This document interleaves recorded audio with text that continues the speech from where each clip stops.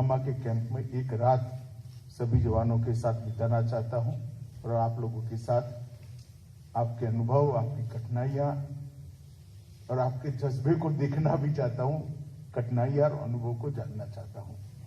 इसलिए मेरी दृष्टि से कम मेरे लिए कार्यक्रम बहुत महत्वपूर्ण है कि सीमा की अंतिम इंच तक जो जवान देश की सुरक्षा में लगे हैं, चाहे सेना के हो, बीएसएफ के हो, सीआरपीएफ के हो, एसएसबी के हो,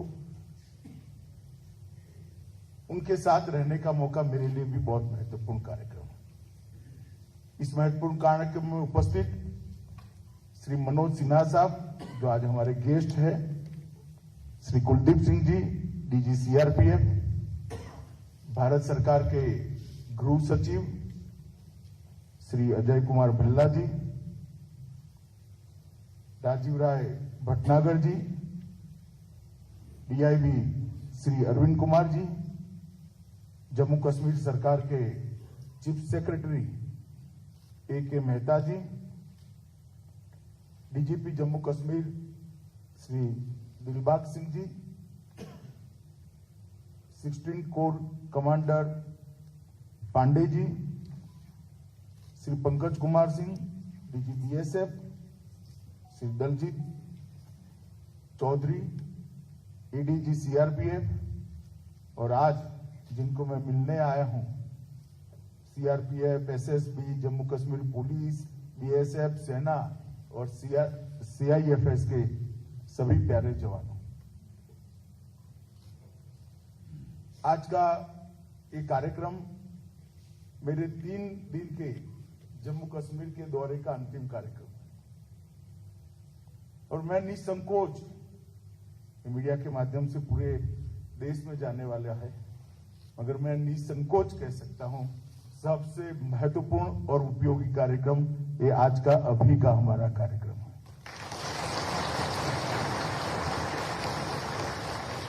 क्योंकि पहले भी मैं गुजरात सरकार में गृह मंत्री था, गुजरात में एक सरहदी सुरक्षा विभाग भी हुआ करता है, सरहदी सुरक्षा विभाग का भी मंत्री था।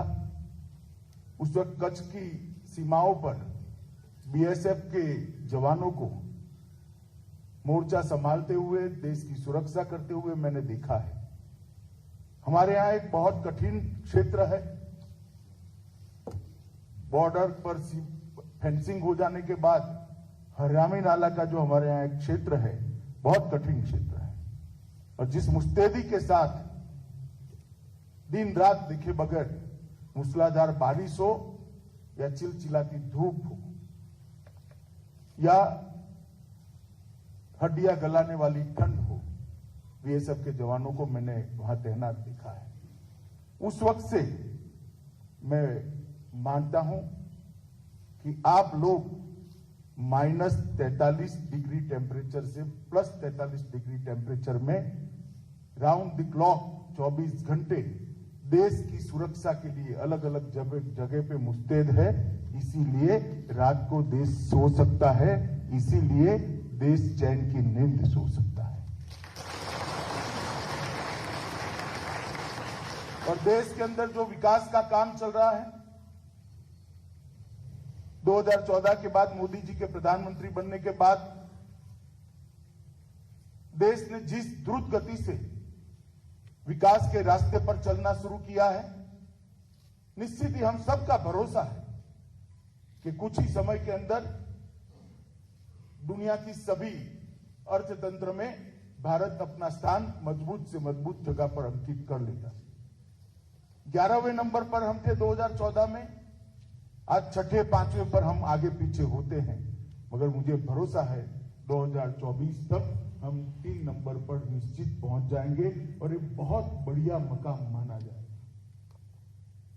और ये जो आर्थिक विकास हो रहा है देश भर के अंदर, इंफ्रास्ट्रक्चर से लेकर इंडस्ट्रियल डेवलपमेंट से लेकर देश के एजुकेशन के अंदर आमूलचूल परिवर्तन से लेकर कई क्षेत्रों में, मैन्युफैक्चरिंग में भी बहुत बड़े बदलाव आ रहे हैं।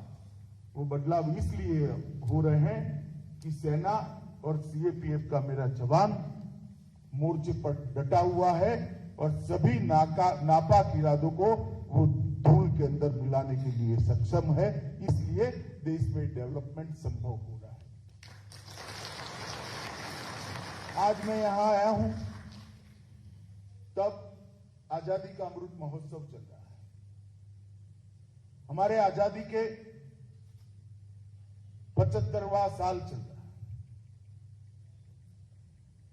आजादी का अमृत महोत्सव किसी भी के देश के लिए बहुत महत्वपूर्ण होता है।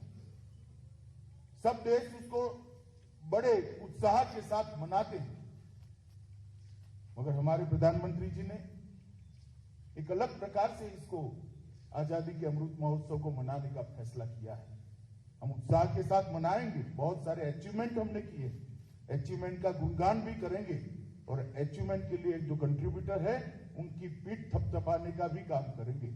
परंतु इसके साथ साथ आजादी का अमृत महोत्सव हम सब के लिए, जब आजादी के 100 साल होंगे तब भारत कहां होगा, इसके लक्ष्य तय करने का भी समय है। 75वें साल में ही देश के अंदर जितने लोग अलग अलग तरीके से देश के लिए काम कर रहे हैं, उनको अपना एक संकल्प तय करना है, एक लक्ष्य तय करना है। जब आजादी के 100 साल होंगे, हो सकता है हम लोग न हो, मगर देश होगा। तो आजादी के 100 साल होंगे तब देश कहां होगा, हर क्षेत्र के अंदर ये तय करना, इसका संकल्प लेना, इसका लक्ष्य निश्चित करने का हमारे लिए साल है। मैं यहां पर आप लोगों को कोई लक्ष्य देने नहीं आया हूं। लक्ष्य निश्चित हर हमारे बल का निर्धारित करेंगे, परंतु आज ये कहने आया हूं कि सारे लक्ष्यों की पूर्ति तभी हो सकती है जब हम हमारे देश पर गलत दृष्टि से देखने वालों से देश को सुरक्षित कर दे, और वो काम आप लोगों ने करना है, हम लोगों ने करना है। और आजादी के अमृत महोत्सव के वक्त ही आज मैं आपके सामने आया हूं।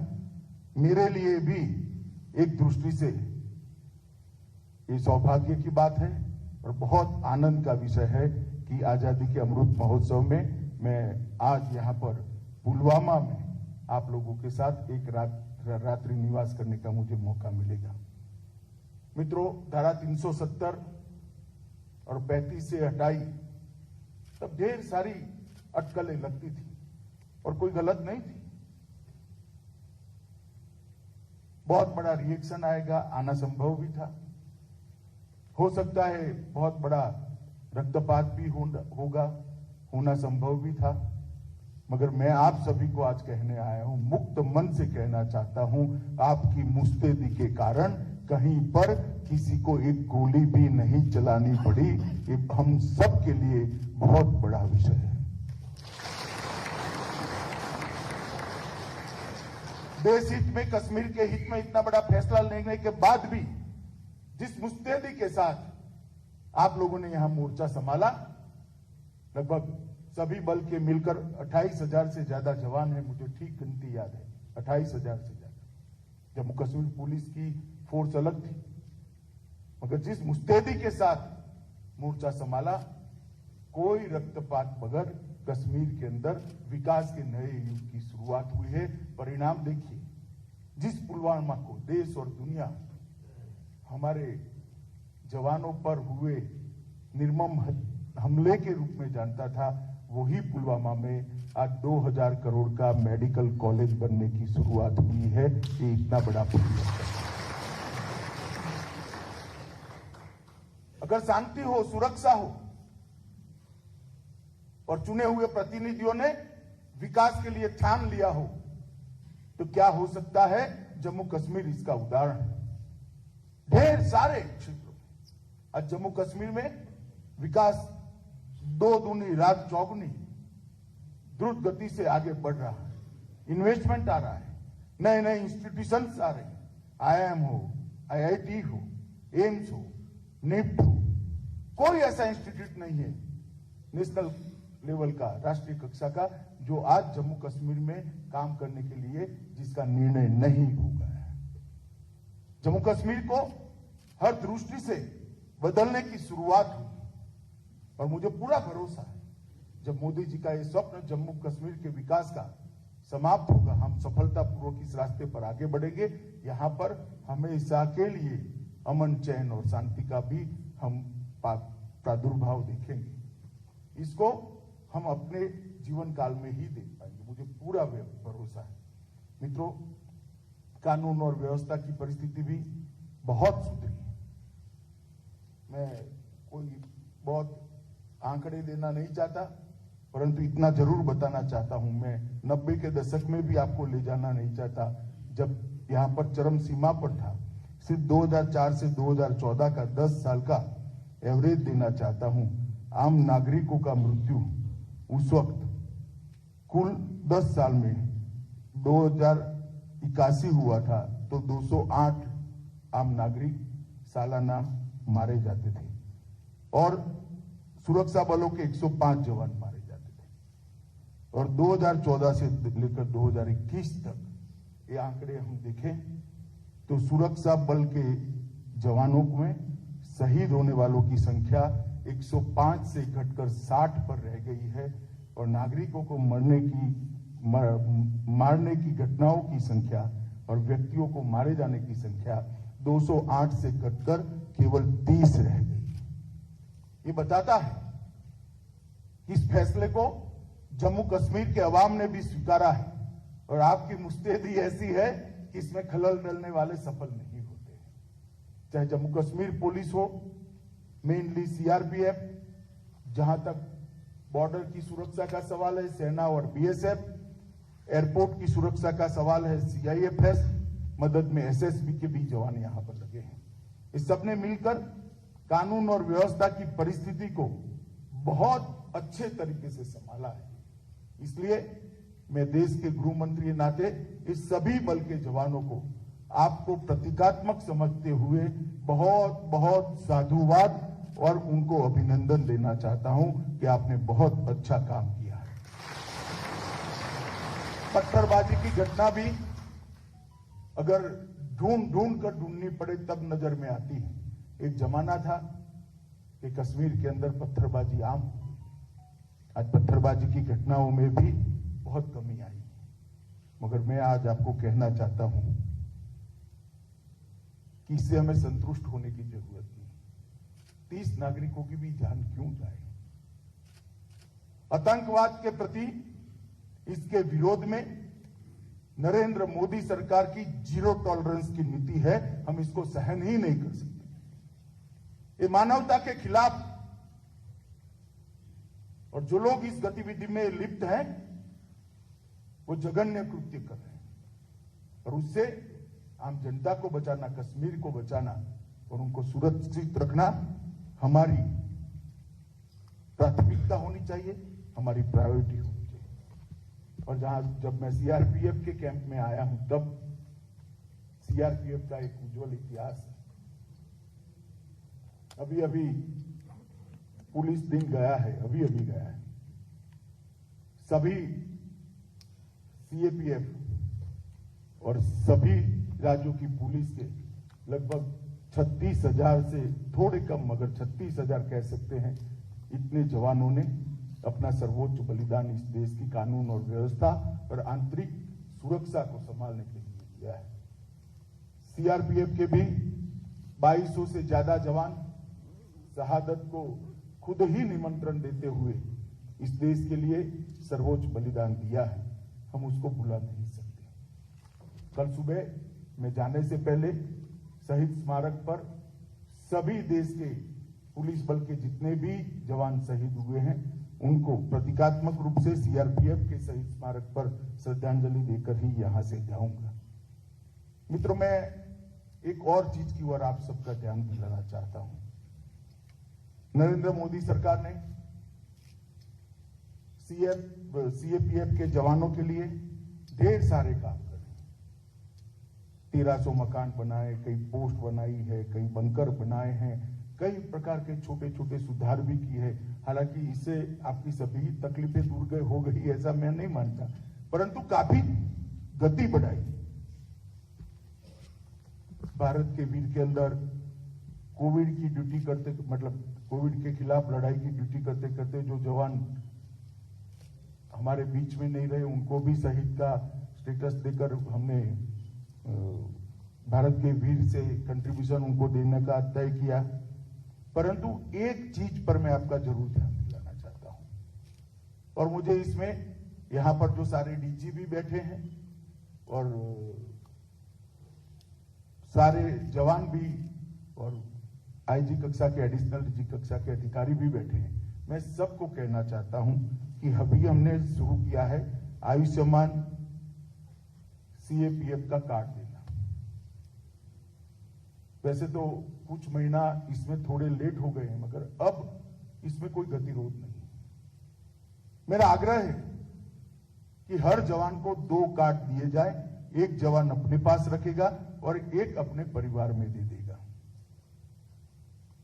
भगवान न करे आपके परिवार में कोई भी बीमारी आती है या इस प्रकार की आफत आती है, तो आयुष्मान भारत कार्ड से आप अनलिमिटेड आपके परिवार का सारा मेडिकल का खर्चा दिए बगैर पूरा उपचार कर सकते हो। कोई बिल देने की जरूरत नहीं है, कोई एप्लीकेशन देने की जरूरत नहीं, कोई धक्का खाने की जरूरत नहीं, कोई जरूरत नहीं। ना आपको बिल अप्रूव कराने के लिए यहां इतने सारे कागज जमा कराने, कुछ नहीं कराना है। घर में एक कार्ड दे देना है।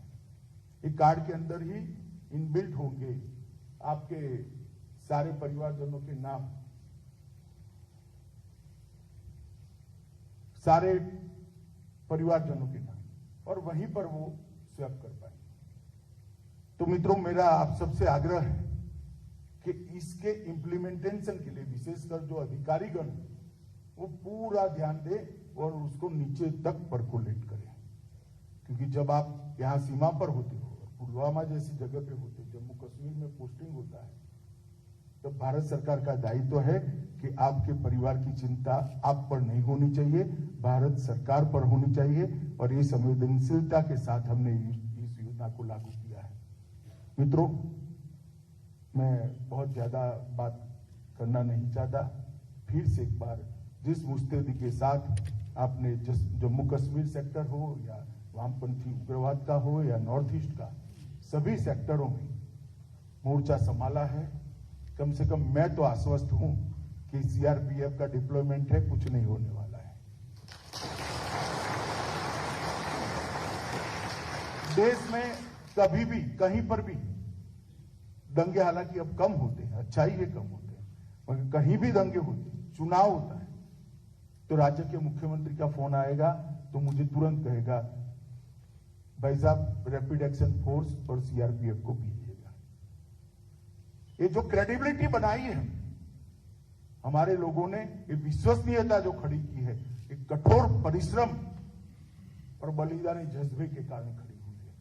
मेरा आप सबको आज विनंती भी है कि परंपरा को हम आगे बढ़ाएं और उज्जवल बनाएं, और आने वाले दिनों में अच्छे से अच्छी पढ़ाई लिखाई करने वाला व्यक्ति भी सीएपीएफ में ज्वाइन करने के लिए अपने आप को देश की सेवा का जरिया समझते हुए समर्पित करे।